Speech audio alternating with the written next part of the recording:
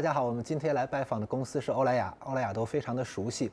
我在这里边说几个方面，可能欧莱雅并不是让大家觉得很熟悉的特点。第一个，欧莱雅是一个巨头，我们说它大，并不是因为它的规模大和营业额大，而是它非常的复杂。我估计很少有人能够完整的数清楚到底有哪些品牌和产品是属于欧莱雅的。欧莱雅的第二个特点就是竞争非常激烈，不光是在美妆行业里边有非常多的竞争对手，而且欧莱雅经常会成为很多创新创业企业的颠覆的对象。第三个欧莱雅的特点可能和你的直觉不太一样，欧莱雅是一个科技创新主导的企业。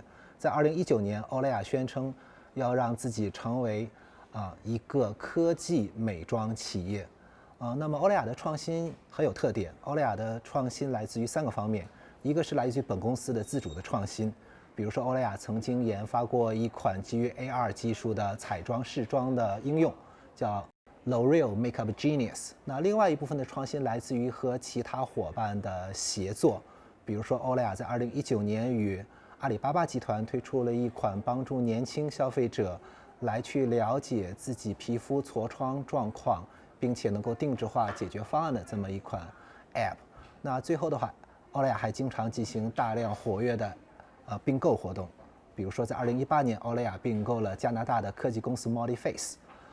最后一点，欧莱雅的一个特点就是，这是一家非常注重人才的招募与培养与发展的这么一家公司，所以你在大学的时候，很有可能在你们学校里边就发现了欧莱雅商业案例竞赛的这个赛事，你或者参与了它，也有可能围观了它。另外一方面的话，在业界里边，欧莱雅经常会被视为黄埔军校，很多年轻人在走出欧莱雅之后，在其他的领域里边取得了非常好的发展。那介绍完了欧莱雅之后的话，我们看一下今天我们的这个访谈嘉宾。我们的访谈嘉宾他的中文名字叫费博瑞他的同事们亲切的叫他费总。我不会完整的去讲解他的职业履历，我说一些有趣的事件吧。费博瑞是2000年加入了欧莱雅集团，那么在2008年的时候，那一年他34岁，他被任命为欧莱雅黎巴嫩的总经理，这是欧莱雅历史上最年轻的一位区域总经理。那么在2015年到2019年期间他担任了欧莱雅德国区的总经理。那在他的带领下，德国成为了欧莱雅全球第4大市场。从2019年的7月1日开始，他担任欧莱雅中国区的总裁。所以你可以看到他的职业经历中有非常多的闪光点，但所有的人心里边都知道他目前遭遇着巨大的压力。首先就是欧莱雅中国目前是欧莱雅集团第2大市场，那么有一项指标是排名全球第1的，就是欧莱雅中国的1/3的销售通过在线渠道来完成的，这一点远远的高于排名第1的美国市场。所以费博瑞先生来到中国之后，很多人正在为他做倒计时，那就是欧莱雅中国在他的带领下要经过多久可以超过欧莱雅美国，成为全球第1大市场。接下来我们就会见到真实的费博瑞先生来完成与他的专访。Hi, good afternoon. Professor, Glad welcome. to meet you here. Thank in you this very fun... much for coming, Professor, too. Okay. Let's have a tour together. After you. Yes. And here in these offices, we are in this extension that we just actually inaugurated a few days ago. Because more and more we see today that the teams, they need to work in a collaboration mode. And then, there is a lot of way in this new digital world where a lot of services, they need also to be involved. IT, operation, business, HR. So the fact that teams can, from one side, work in a very, I would say, traditional way on their desk. We created also places, we call them collaborative area. So finally, the idea is to transform the whole system into an agile organization. So here you see also part of also the teams here are human resources. Oh. And human resources in L'Oréal are actually, like in every company, are important, but in L'Oréal is particularly important because we believe that what makes the difference is the people. So we're very much a learning company, and that's why it's a good opportunity, being here, because these offices that were also very much designed and developed with the HR team to to make sure that we are also taking into consideration our employees' point of view and also understanding what kind of environment the employees they feel comfortable to develop. So I have learned that you are a big fan of football or soccer. Yes. So you must be a master for playing this one? Yeah, I mean, kind of. So which one you team? You want the red team? I prefer the red one. Yes, I'll take the yellow one. So, wow. You ready? I am ready. Yeah. Oh! Ah! Disaster. Oh. It's a bit strange, this one. it's not... Hey. Wow. Bravo. I win. This is the first time for me to win. Congratulations. In this kind of table soccer. Congratulations. So, as a fan of soccer, what's the inspiration you can get from playing soccer or watching soccer games to transfer or to convert these inspirations to your career? Anything like that? Yeah, of Any course. I think it's very, being in a leadership role, you quickly understand that the leadership of tomorrow is about being a coach to your team. Yeah. And I think this is a good lesson in soccer because the coach is always sitting there. He cannot go to the pit. He can only prepare them, put them the strategy, empower them, and at the end they are there to play and win. And this is, I think, what is for us as leaders for tomorrow. We should not do the jobs or tend to go to do the job or to explain to the people how to do the job. We have to create them the condition that they can actually be empowered and they can play and win. Okay, so the coach is both a planner and an enabler. Exactly. And in this way, playing is also learning. Absolutely. Great, you're a professor. Playtime is over. Let's do the interview now. So thank you for being here to do this interview. I know that 2019 is a great year for L'Oreal China. The sales revenue growth rate hits 35%. It marks the best performance in the latest 15 years. But now, uncertainties for economic growth is just spreading widely across the world. I have read some reports to figure out the growth forecast made by some economists. And according to their models, the global economy will contract by 2.2% this year.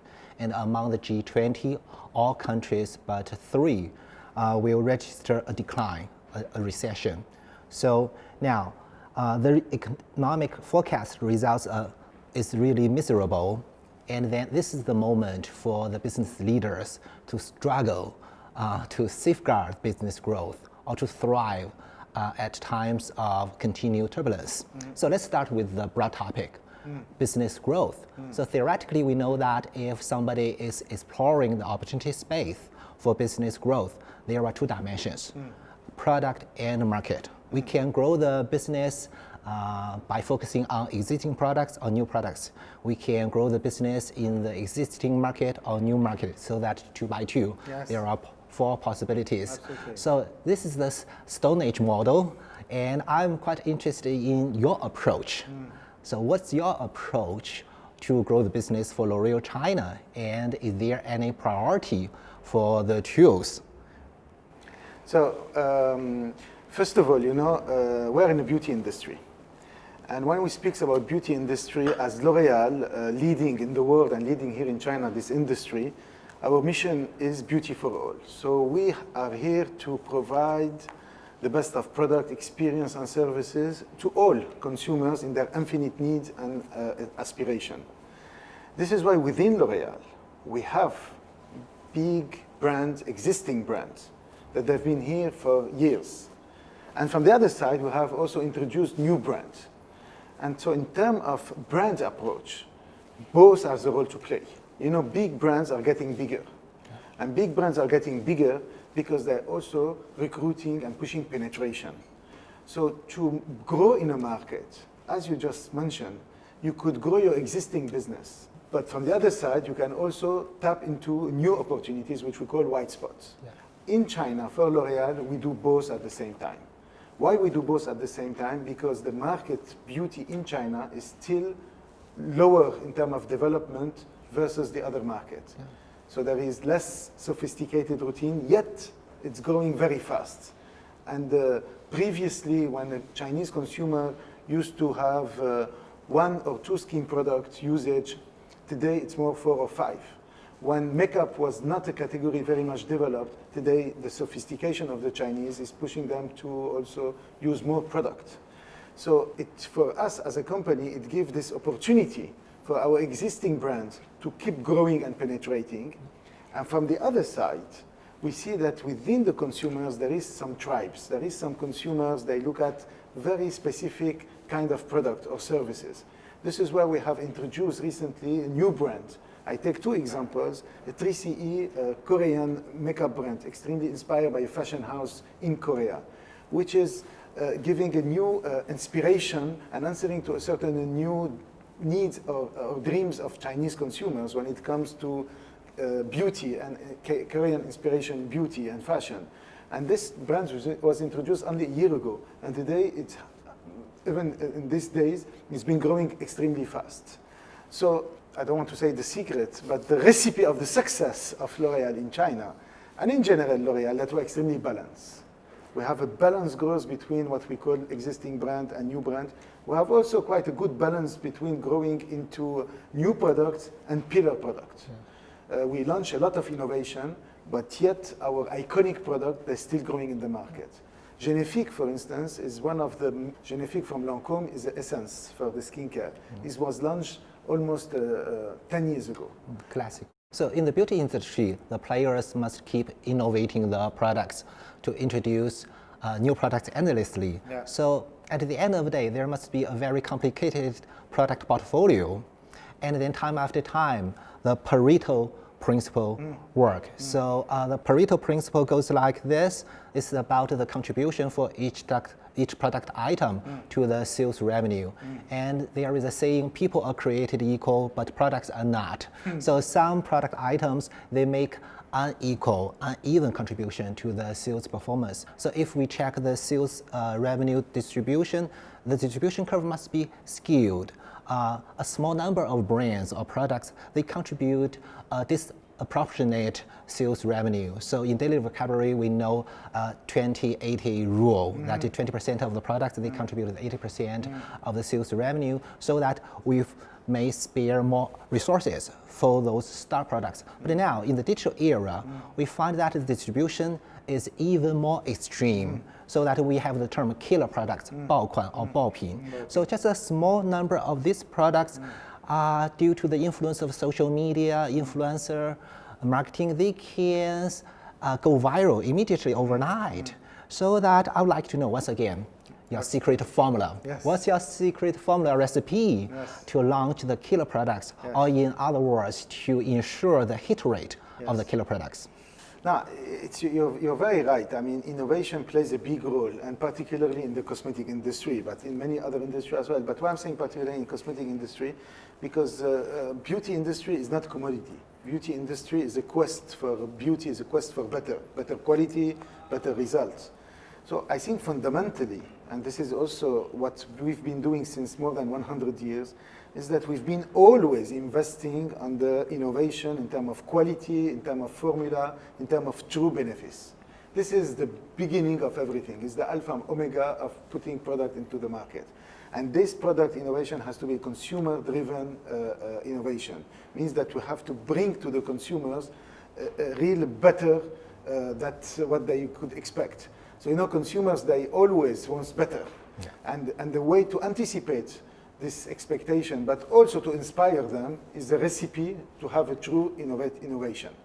So that, I would say, is our fundamentally starting point. Then, and you're right, today we could see in the digital era that algorithm of the programs, of the e-commerce, is pushing the big products to get even bigger. Yeah. And it's true, it's a phenomena. It's used to be also before when there was no online, but now online even amplify it. But from our perspective, it is, as I was saying, very normal. You know, when you have such a strong product innovation, to be able to offer it to the biggest number of consumers. So that's also in terms of business approach, is that make sure that your product is known and seen and tested by the biggest number of consumers. The consumers that actually this product was made for. And this is where today digital and this new technology is allowing you to have an innovation which is targeted innovation. And then you can then put more product targeted to different consumers. And that's what's changed totally in terms of activation marketing from the past, where you were communicating one product to all. Today you can communicate each product to a certain number of consumers, which actually was developed for these consumers. Is it an age scheme, for young consumer or more age consumers? Is it for a certain type of skin, more dry skin or more mixed skin or more oily skin? Is it for a certain beauty inspiration when it comes to Western beauty inspiration or Chinese beauty inspiration or Asian beauty inspiration? And that allows you as a company to be able to have indeed big innovation, but being able to have many of them.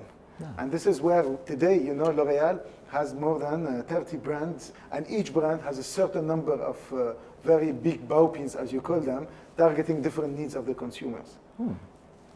So the winner takes all. I don't know if the winner will take all, but hopefully they are from your brands, right? That's the future. And if we check the life of marketers, they work very hard. And I believe the marketers today, they have been so blessed.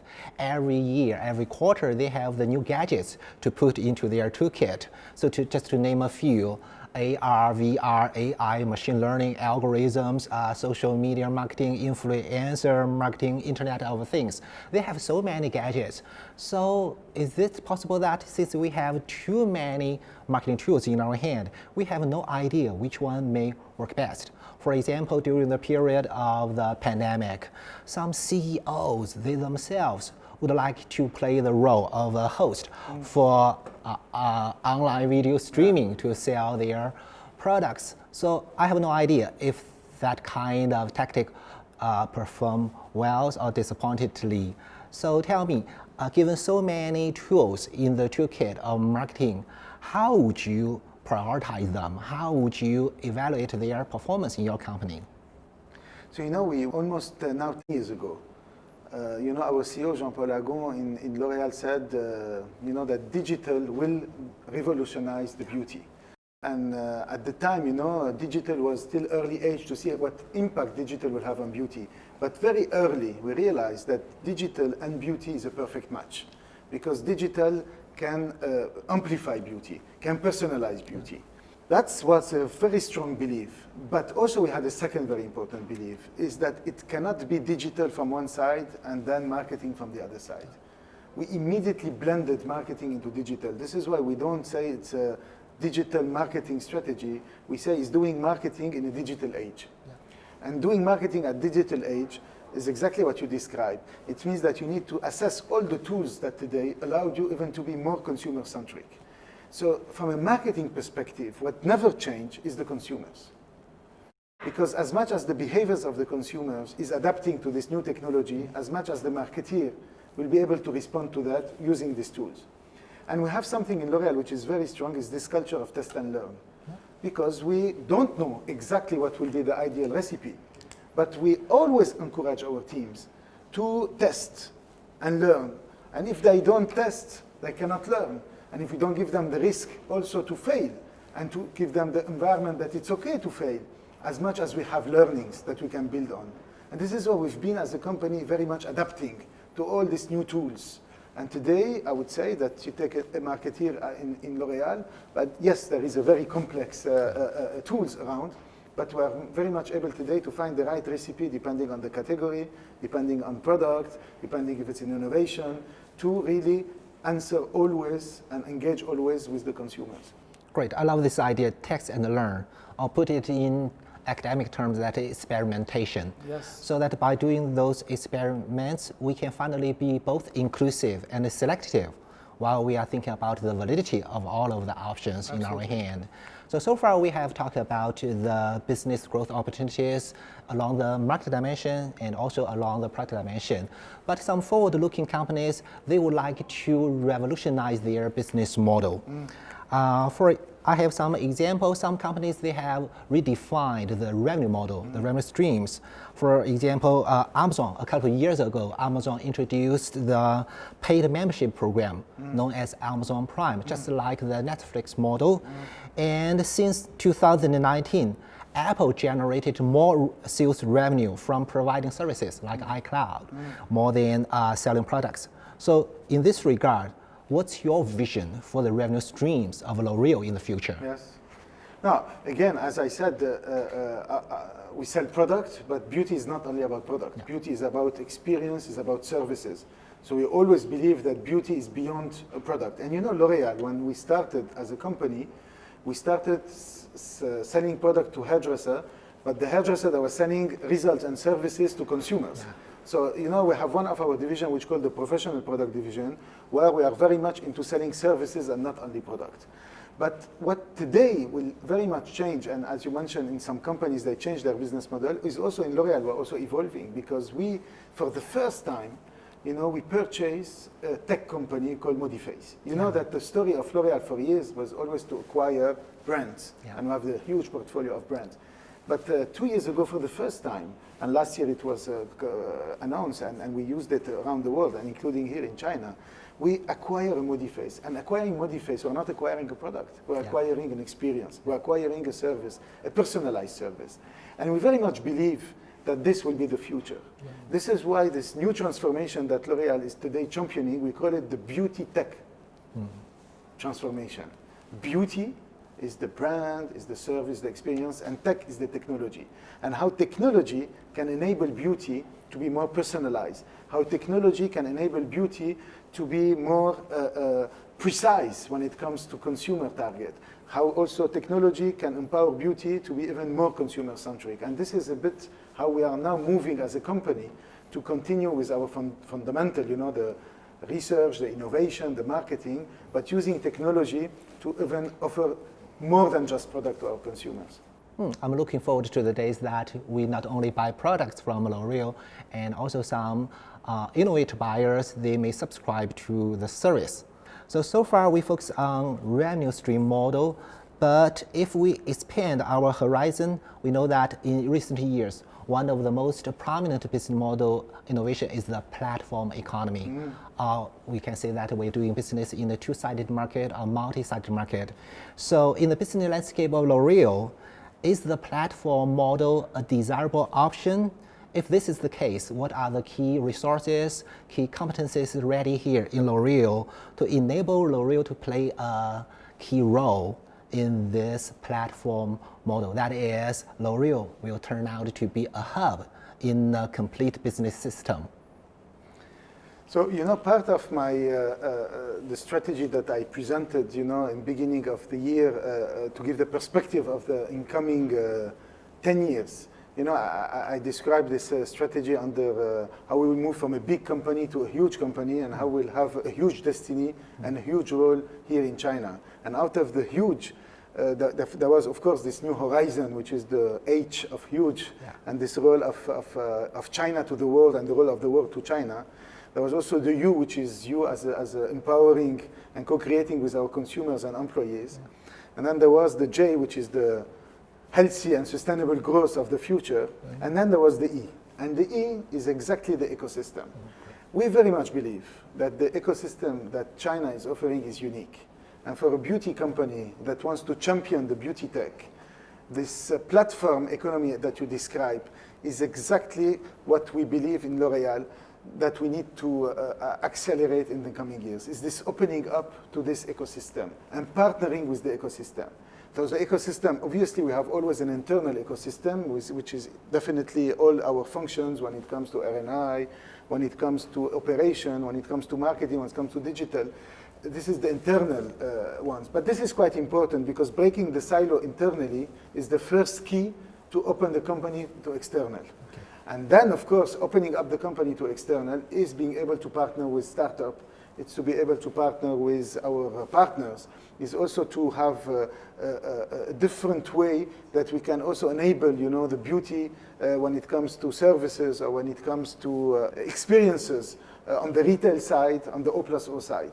You know, we signed last year, we entered in a venture capital here, it's called Cathay in China, which allow us also to have access to a lot of innovation, not necessarily linked to the beauty industry, but linked to what is around also the beauty, when it comes to chatbot, when it comes to logistic, when it comes to green formulation, when it comes to different kind of innovation. And I think this is what is the role of the company of the future, is to open up and partner and then get even a better, you know, business relation to give a better service at the end for consumers. That must be the most precious infrastructure in the future. Absolutely.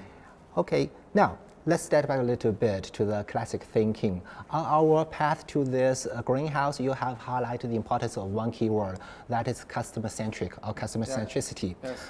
In the old days, this kind of idea is quite simple. That is, marketers must do their best job to create value, to communicate value, to deliver value to the customers. Yeah. However, the value has been defined in the quite narrow way.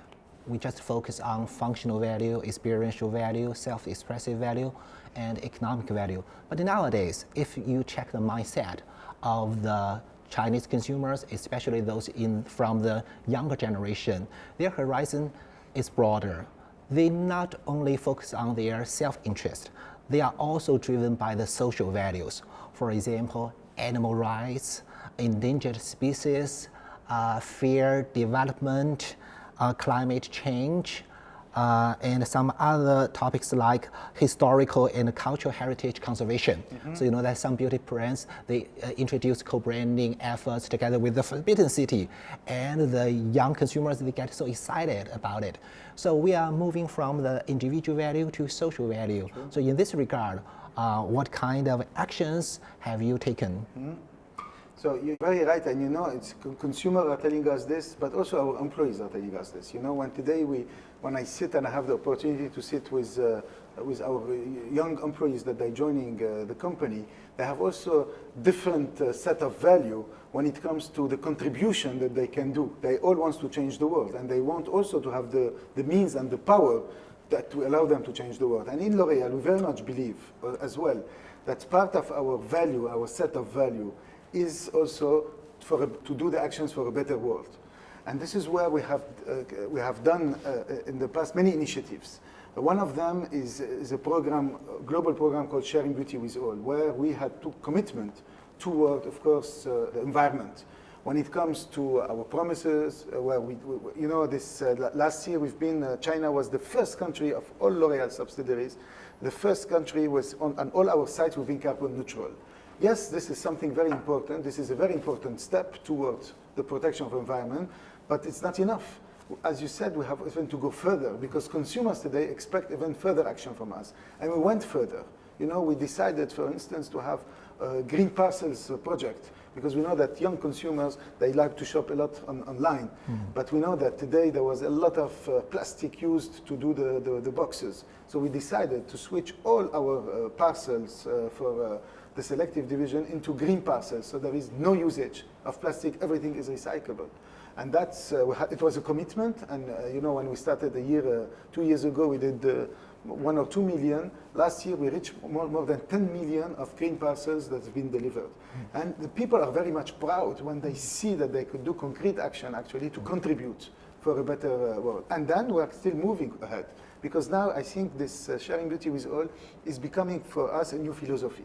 You know, is that from the conception of a product to its packaging, to the way we are also activated in the market, how we can have a set of value which allowed, you know, social value, environmental value, ethical value to go with what we do in terms of beauty.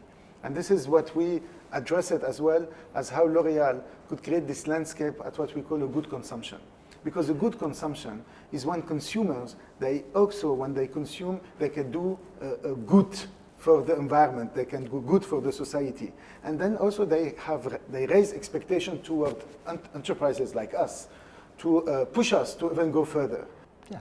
On our way to the greenhouse, you have introduced the HR department to me. Yes. You term them as the enabler of the company. So while we are recruiting new employees, somebody would emphasize the critical importance for the fit of values. Yes. We believe that the new employees, they must fit the value system of the company. Yes. But some of my colleagues, they have some controversial idea with this. That is not, we cannot ask the employees to fit our values. We need them to contribute to our values. So I believe this is also the case while we are doing externally oriented marketing. We not only fit the values of consumers, we also need to contribute to their value, to the consumer culture. You're right. That's the future. And you have just mentioned the practice of L'Oreal in marketing personalization in user experience. So L'Oreal is the leading edge pioneer in this aspect. In the year 2014, L'Oreal introduced L'Oreal Makeup Genius. And with this app, the users can try the mock makeup experience either at home or at the point of sales. So my MBA students, while they are doing the group assignment, most of them, they try this app, girls and boys, to check how the eyeshadow and the lipstick will look on their face. So everybody excited. And you have mentioned that in 2018, the Canadian company Modiface acquired by L'Oreal. So I have a question here. This is also the question from my MBA students. So fascinating experience, but so far this kind of AR-powered user experience is only limited to a selected product line targeting a narrowly defined consumer segment, a niche. So what is the vision for all of this kind of marketing personalization user experience applications? Are they the universal offerings in the future, or still they are the niche offerings? So what's your consideration in this regard? No, I mean, you mentioned it. We've been very pioneer with this Makeup Genius app that was launched in 2014. I have to say that it was a very nice virtual test color. But the fact that we went and purchased and acquired this company Modiface, because in Modiface there is a real expertise of how really product will look at your skin, and they can capture the entire pigmentation of your face. So the real development that is happening now is that it's becoming beyond just a try-on. It's becoming really a way to capture your skin pigmentation and give a very precise result. And I think face is one, hair is another one, because this is what it's now coming, is style my hair and color my hair, and that's a very difficult technology. Because harder than skin. Much harder than skin. To get the right color on your pigmentation of hair, and being able also dynamically to see the color on your face, and that could be also a tool which will allow also the hairdresser to do a different way of diagnostic to the consumers. Because today you still open a chain chart like this and you see the colors, you have no clue how it could look on your face. So these tools, I think very much will be the future, and they will be only the future if they go totally into beauty services. So the Makeup Genius was very much an individual program. I think Modiface, with the service that we do, they actually incorporated within partner, within a consumer journey. And it means that this will allow the consumer to have a virtual also diagnostic on the skin, or virtual try-it-on, and it will be part of the consumer journey. And when we put it really part of the consumer journey, then you can really scale it up, and then can really real impact on the beauty routines. So it is both. It is both. And timing depends. Yes, absolutely. Okay, so L'Oreal is a giant both in the beauty industry, but also in the well-connected business ecosystem. Yes. So economies of scale, economies of speed, most people believe that we cannot have both.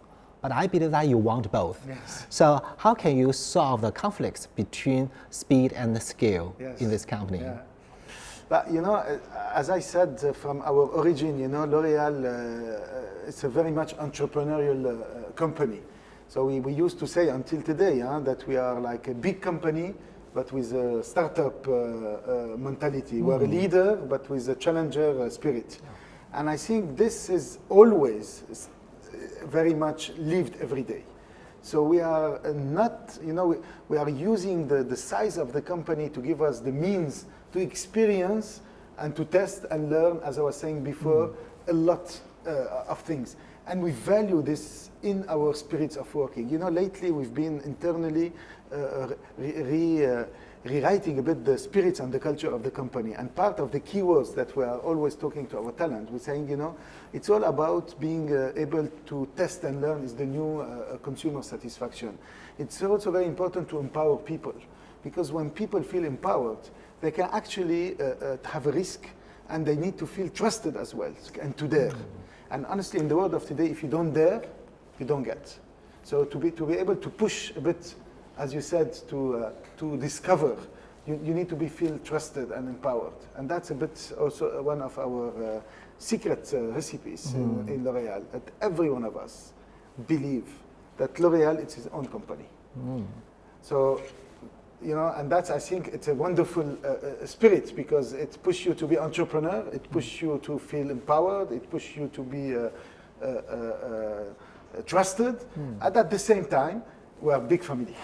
So we are able to, to handle all this experimentation and move our big company into the future. Collective power. Collective powers. You are the professor. You find the right word for it. Thank you. So, as we have mentioned that in each company, in each industry, we are in urgent need for innovation. We are searching for originality and creativity. And all the innovations are coming from talents, from people. Yes. So the ultimate management is people management. Yes. But we know that there are so many dynamics and uncertainties in the external environment, so that many executives are keenly interested in this topic, that is how to upskill and reskill their talents so that more innovations can be possible in the future. Yes. So here, with regard to talent development, what's the objective and what's the methodology here in L'Oréal? So here in my school, some colleagues and we would like to advocate the synthesis or integration of the training in strategic thinking plus design thinking plus analytic thinking. So I don't know what is most desired in terms of reskilling and upskilling here in L'Oréal business analytics or some other soft skills. So what are they? So there is many interesting question within this with this thought, but first of all, the talent, the word talent, and it's everyone is talented. We don't believe that it's not about saying this person is talented. Everyone has a talent. The question is how we developed the individual talent of the teams. How we make somebody who entered today in L'Oréal, in a year time, he feels that he's been developing and improving. So the talent management in L'Oréal is about learning and growing the talent people. And we have a very strong agile learning approach. Learning agility is in the heart of what we do. This is why we do a lot of upscaling, we do a lot of self-learning, we do a lot of e-learning. We provide the right training for the right people at the right time. And this is the best way to grow people, but to engage them as well. Because when you have people that engage and passionate and they're growing, this is also the best that they can also give to their work, and this is what they can perform at best. So the real ways to do that for us is not about evaluating the performance of people, but is evaluating the capacity of the people to adapt and grow and learn.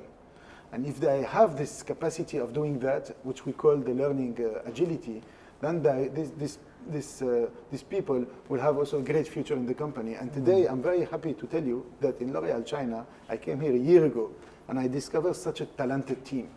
And when I say such a talented team, you could also, of course, say how they become so much talented. They become so much talented because they've been able to live in an environment where the company provides them the learning environment, and also give them the possibility to adjust all the time. This is what the learning agility. Being able to change some jobs, to be able to grow their experience, and by doing that you learn, and by doing that you also grow, and by doing that also you develop your talent.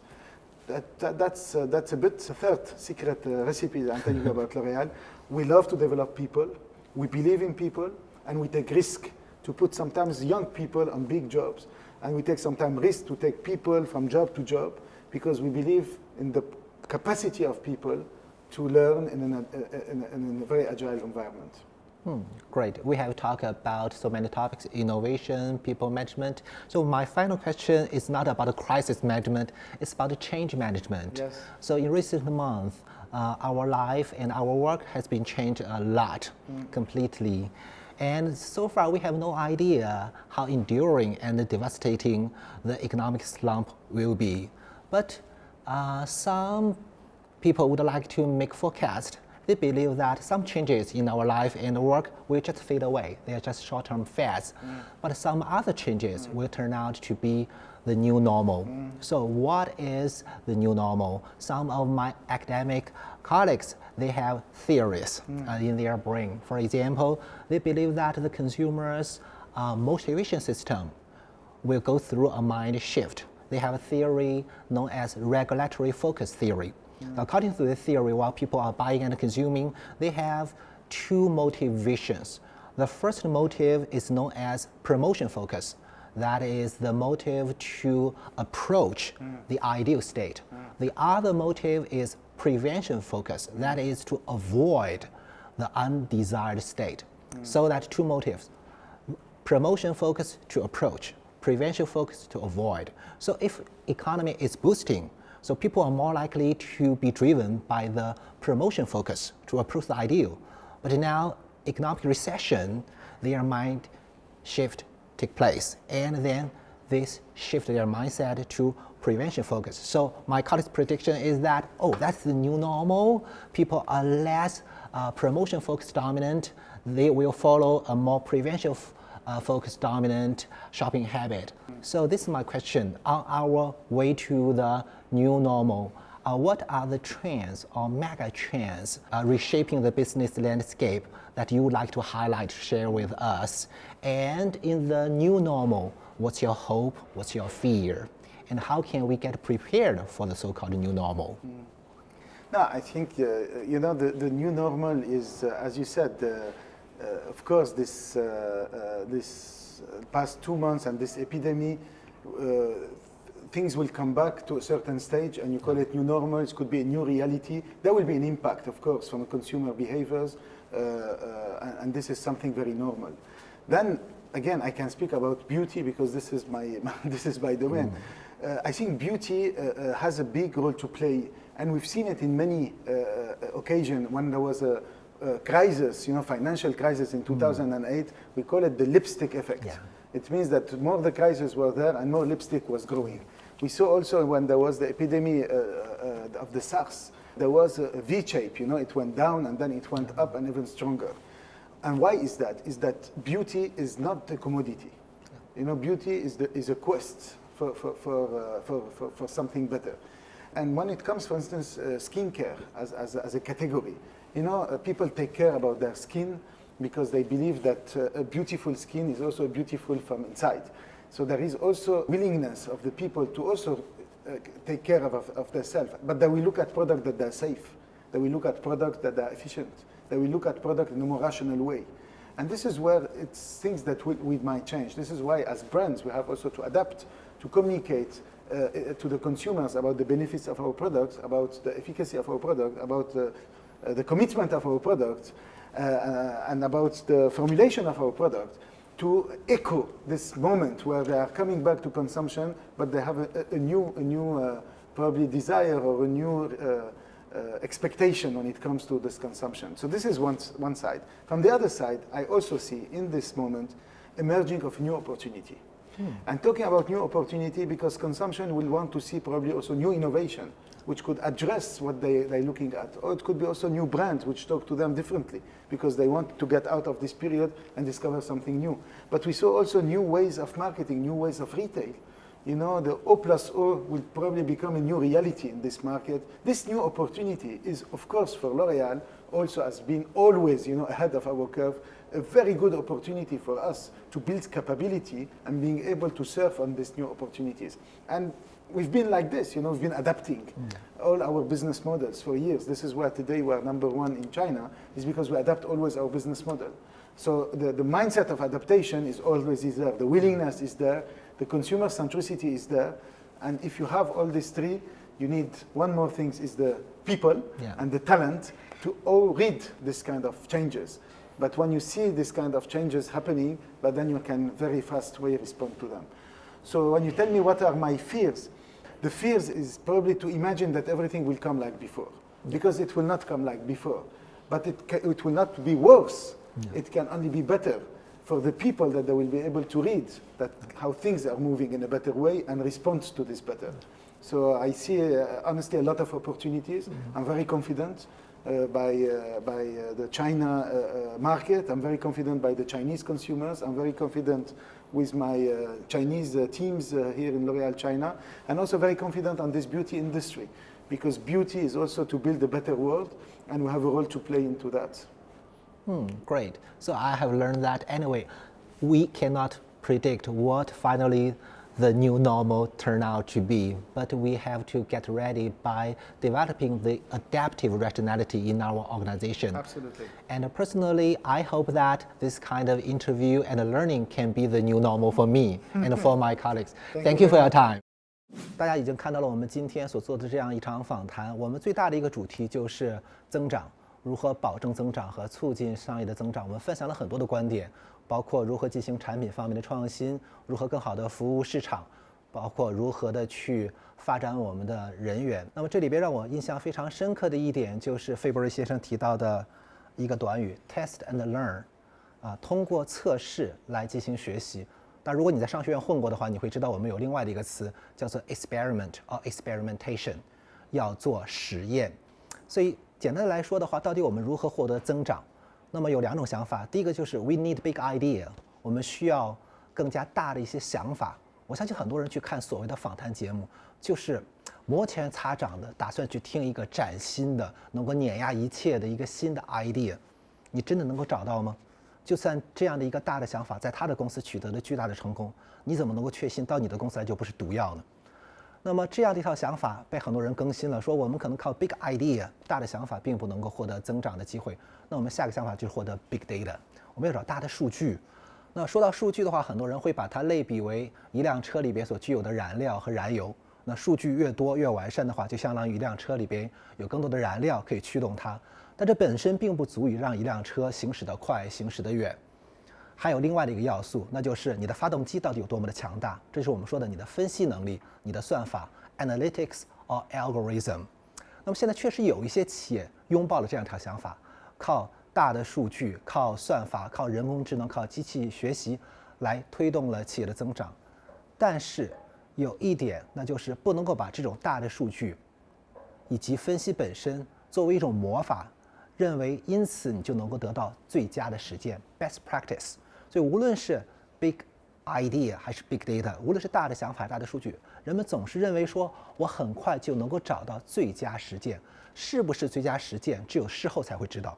所以我非常反感一个人说让我们优化一下这个策略，对不起，你现在并不能够证明它已经针对于你的目标达到了最好的结果，所以我们不能说优化。所以这个 test and learn， 刚才费总提到这个观点，我觉得非常好的一点就是他承认我们目前的做法远远没有达到最佳实践的程度。我们甚至明明知道我们进行测试，进行了实验，进行了 A/B test 之后，会有好几组的实验结果是非常糟糕的，还不如目前的状况。但是我们经常需要错误的尝试，糟糕的数据。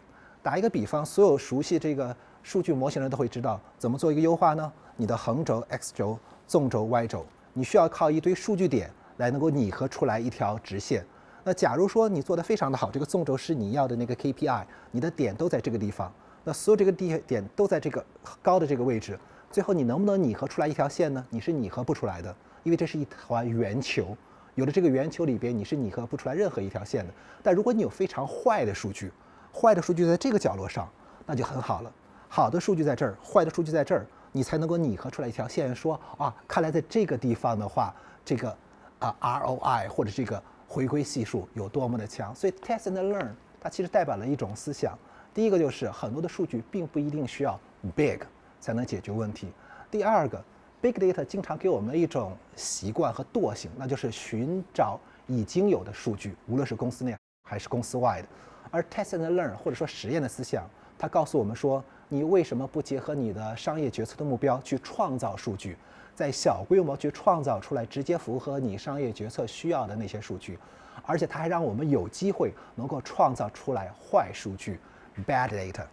所以我觉得大家不能够说，因为我想要一个所谓优化的结果，于是我就整天去看访谈，然后去读一些大抬头公司的报告，读了100份关于用户体验的报告之后，你学到了什么呢？非常宽泛的描述，然后的话你会发现相互冲突的观点，最后你就打听一下老板想要哪个观点，我就把符合他观点的那48份报告里边的观点集合在一起，证明他在全世界是很正确的。剩下52份不符合他的观点那些报告，你就全当他们不存在。那这种虚伪的思考和学习，有还不如没有的好。所以希望大家能够有一点 small thinking， 针对具体而微的管理决策来去做一些 A/B test， 做一些 test and learn， 做一些 experimentation。当然，这必须要有一个前提和基础。所以费总看到他公司内部的一些特点。那首先的话，就是这个公司愿意去授权给你的员工，愿意授权给员工去找到值得研究的问题啊，值得获取的数据，去完成这些测试。而这个授权有个前提，那就是信任。所以很多人对信任有一个误解，我们经常认为说什么东西值得人信任。首先我想说，信任并不是一个动作，信任是对另一方的可信赖性的回应。所以 trust is not action, it's a response to the other party's trustworthiness。所以我们每个人要去建立这样的可信赖性，这样的话别人才会信任你。而这种可信赖性并不是因为你强大来实现的，相反，可信赖性是建立在 vulnerability。你只有把自己放在一个脆弱的、容易被损害、容易让自己的善意被滥用、付之东流的情况下，这时候你才能够树立可信赖性。一家商场告诉你说，你买的任何商品都可以无条件的7天之内的退货，这时候谁脆弱？但是这个商场很脆弱呀，它明明可以被你去利用，而这时候这个商场在你的眼中就具有可信赖性。所以我觉得很多的企业领袖要去想一想，你到底做什么东西能够真正的让你的员工信赖你，或者更积极健康来说的话，让这个领袖和员工们彼此有积极的互信，从而让这个企业能够更多去授权给基层的员工们，让他们有足够多的资源和这个积极性来完成 test and learn， 最终的话去拓展一个企业可能实现增长的机会空间。我觉得这是我在这次的访谈中学习的印象最深刻的一点，不知道大家的体会是怎样的。